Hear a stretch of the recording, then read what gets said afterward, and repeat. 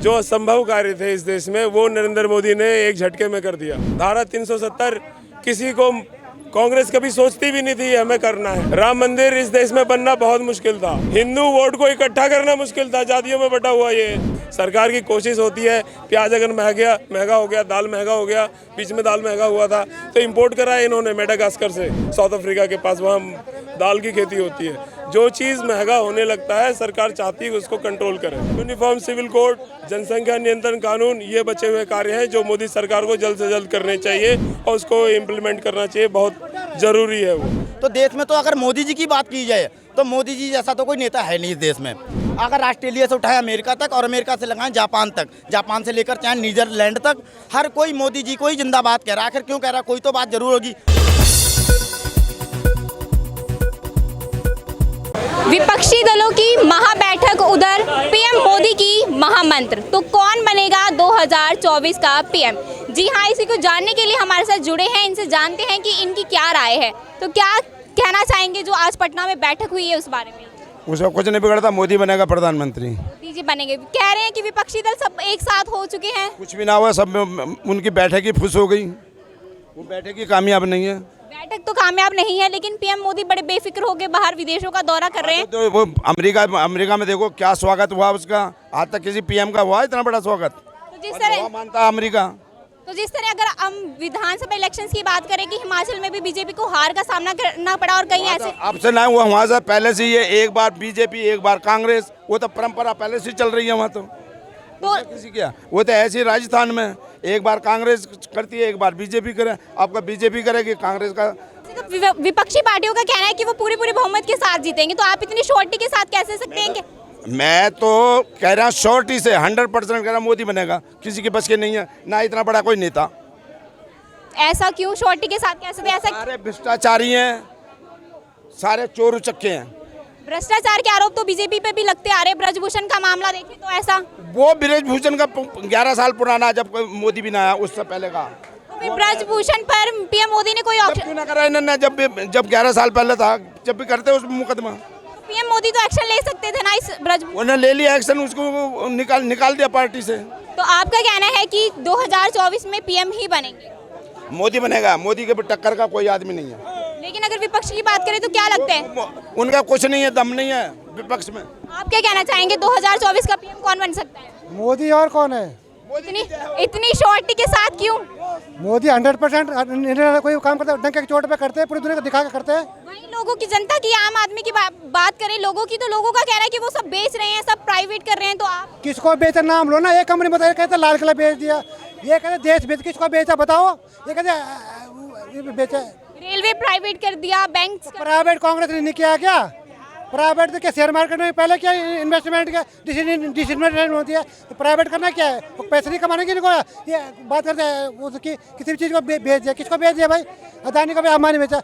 अदानी अगर हिंदुस्तान का नाम रोशन कर रहा है, पूरी दुनिया में अच्छा काम कर रहा है, तो इसको क्या दिक्कत है? अदानी अंबानी हुआ, हिंदुस्तान का नाम हो रहा है कि नहीं हो रहा?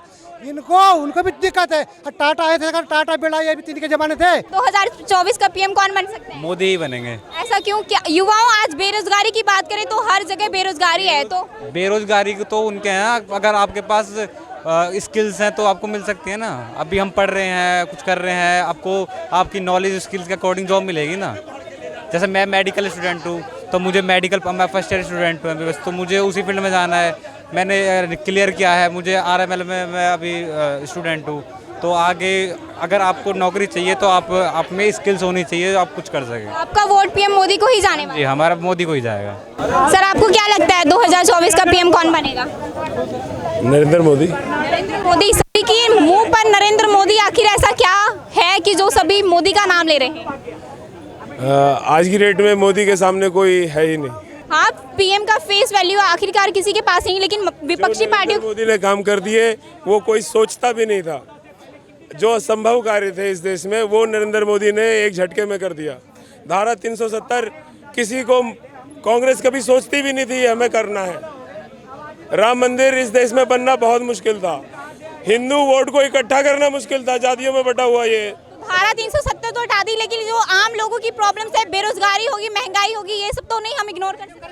उसको लेकर क्या महंगाई सरकार का जितना रोल है, सरकार अपने तरफ से पूरी कोशिश करती है। कोई सरकार महंगाई नहीं करना चाहती है, जनता उसको पलट देगी अगर महंगाई जरूरत से ज़्यादा हुई तो। सरकार की कोशिश होती है, प्याज अगर महंगा हो गया, दाल महंगा हो गया, बीच में दाल महंगा हुआ था तो इंपोर्ट कराया इन्होंने मेडागास्कर से, साउथ अफ्रीका के पास, वहाँ दाल की खेती होती है। जो चीज़ महंगा होने लगता है सरकार चाहती है कि उसको कंट्रोल करे, लेकिन जो आबादी जिस हिसाब से हिंदुस्तान की बढ़ते जा रही है, सबसे बड़ा प्रॉब्लम वो है और उस पर चोट होनी चाहिए, उससे ही महंगाई कंट्रोल में होगी। आपको क्या लगता है कि सरकार जो जनता की बढ़ रही है, यूनिफॉर्म सिविल कोड, जनसंख्या नियंत्रण कानून, ये बचे हुए कार्य हैं जो मोदी सरकार को जल्द से जल्द करने चाहिए और उसको इम्प्लीमेंट करना चाहिए, बहुत ज़रूरी है वो हिंदुस्तान के बेहतरी के लिए। राहुल गांधी की बात करें तो उन्होंने पूरी भारत जोड़ो यात्रा निकाली। करूँगा, राहुल गांधी इज नथिंग,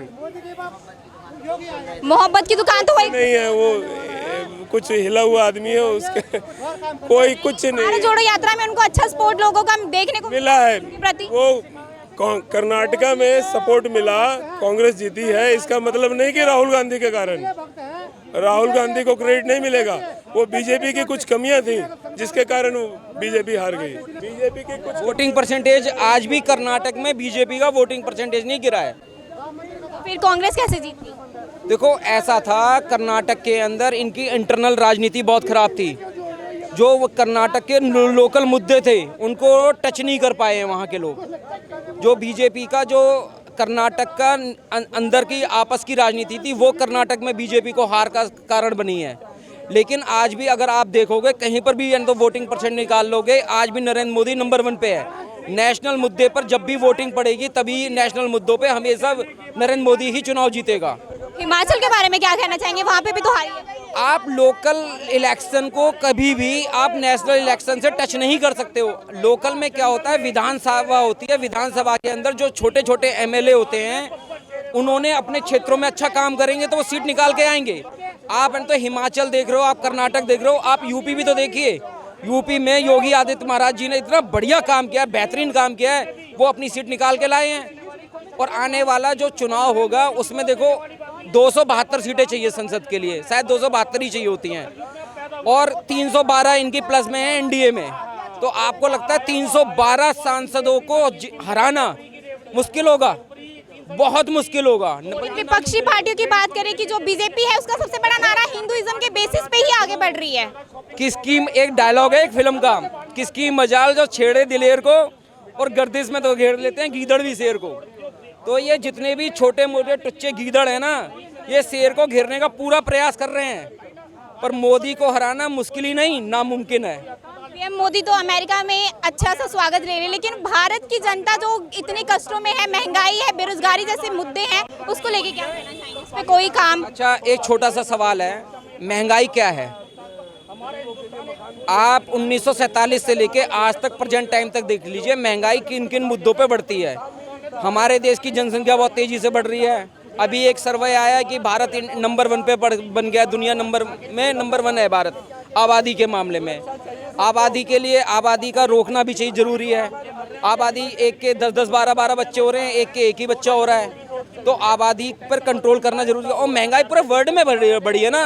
आप तो अमेरिका देख लो, यूरोप के देश देख लीजिए, ऑस्ट्रेलिया देख लीजिए, हर जगह महंगाई बढ़ी है। भारत तो फिर भी सही है। अगर भारत में मैं बोलता हूँ 2014 में मोदी जी नहीं आए थे तो कांग्रेस की बस की नहीं थी कि कोविड का टाइम निकाल देते। कोविड जैसे इनिशियल टाइम पे उन्होंने निकाल दिया, कोविड जैसा टाइम निकाला मोदी सरकार ने।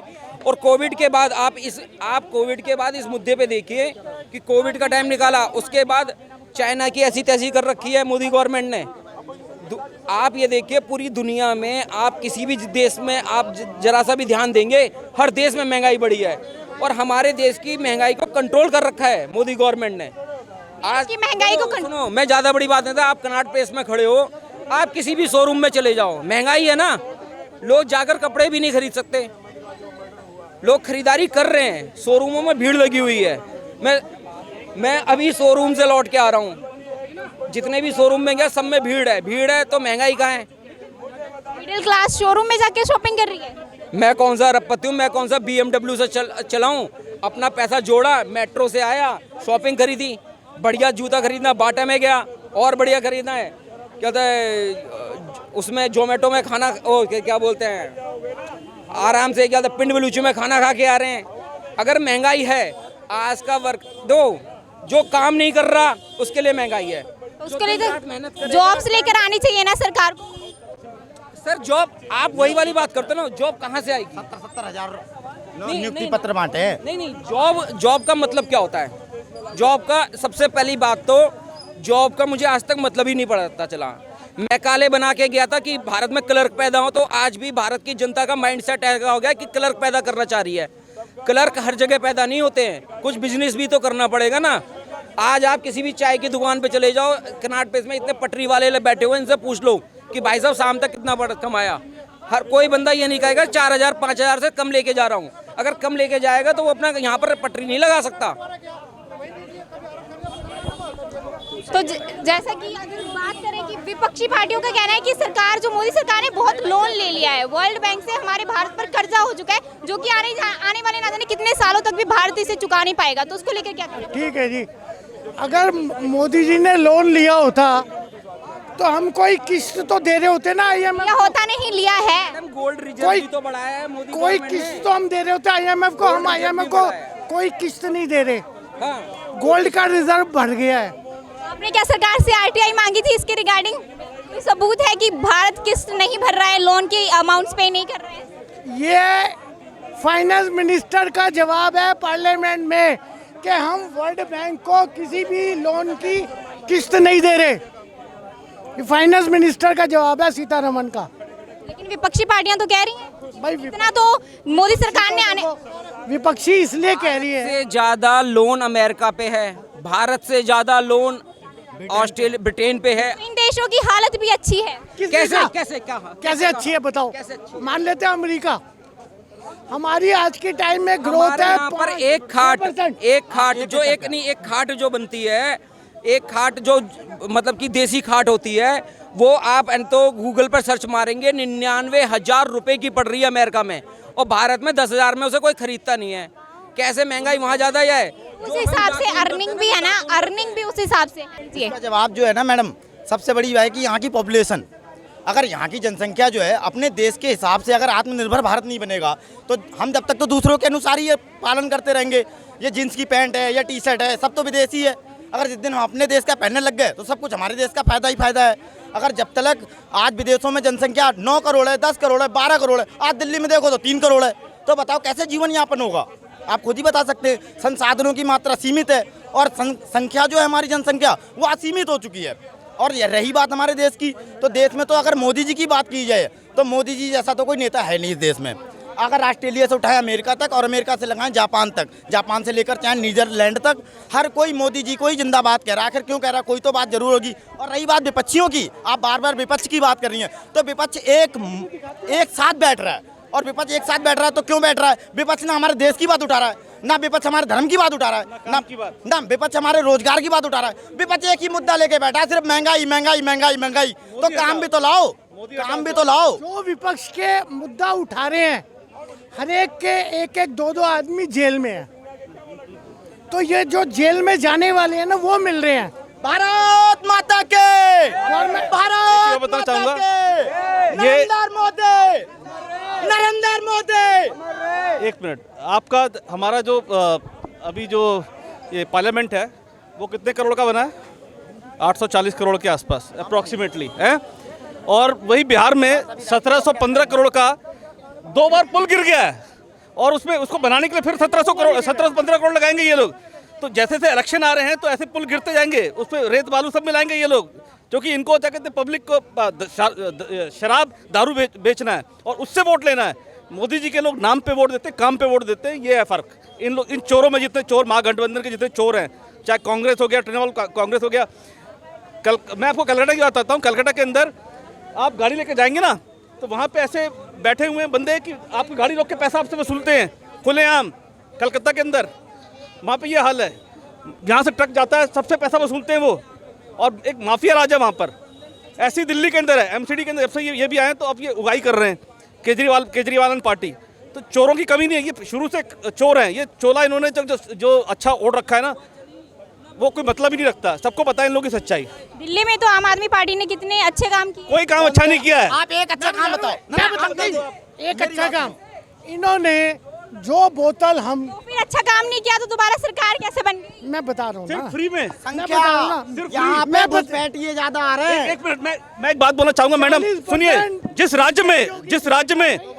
राज्य में किसी अन्य राज्य की भूखी जनता जरूरत से ज्यादा आ जाएगी, उस राज्य का बेड़ा गर्क होना ही होना है। और इसी वजह से जितने दिल्ली में ज्यादा गरीबों की आबादी ज्यादा है, इस वजह से केजरीवाल जीतता है। कारण ये है